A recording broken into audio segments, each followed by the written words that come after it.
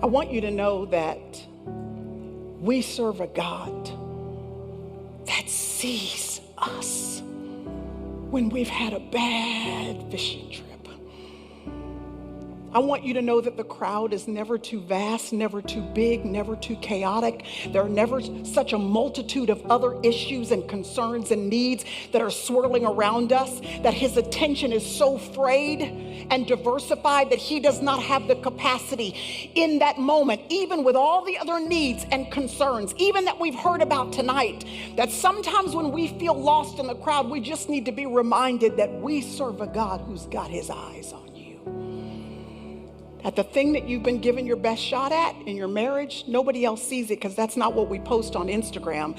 But you've got the concern in your marriage and the concern with your kid, the things that makes your eyes water or the beads of sweat bubble on your brow, the concerns that make your heart palpitate, your financial issues that no one else might be aware of, the concerns you have about your own health because of the call you just got from that doctor, about your child at school, the issues that you are dealing with that you feel like nobody else sees. I just flew over from Dallas, Texas to remind you that you serve a God who's got his eyes on you.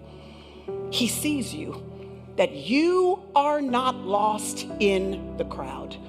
And Luke wants you to know that he saw Simon on this occasion.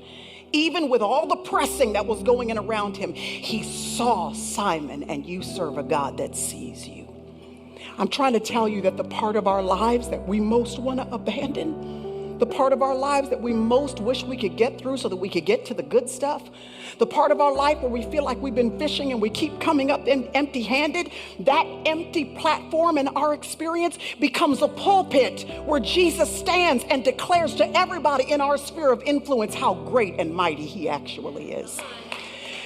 It's not just our successes and our victories that tell people about the power of God. It's also where we've been fishing and all our talent and all our skill and all our prowess and all our connections and all that we have, no matter how much we gave, wasn't able to yield the desired results. It's when we have emptiness and God steps in and says, but in your weakness, let me show you how my strength is made perfect.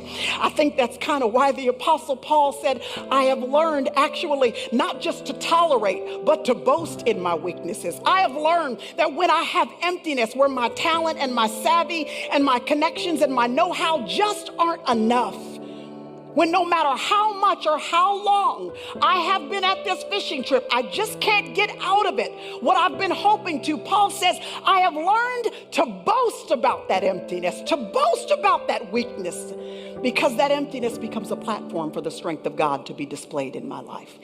So we got to be careful, y'all, because this is what we do as Christians. We pray and we say, Lord, I want to see a miracle. I want to see you in my life. And then in the next breath we pray, Lord, would you please keep me out of any situation in which a miracle would actually be required?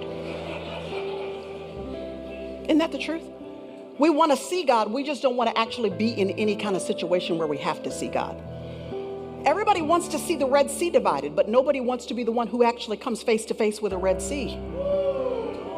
Everybody wants to see the walls of Jericho come tumbling down, but nobody wants to be the one who actually walks around those walls in obedience to God and in anticipation of what God will do before one brick has fallen. We want to see God. We ask him, Lord, let your power be displayed in my life. And most of the time, his answer looks like a fishing trip where you catch no fish.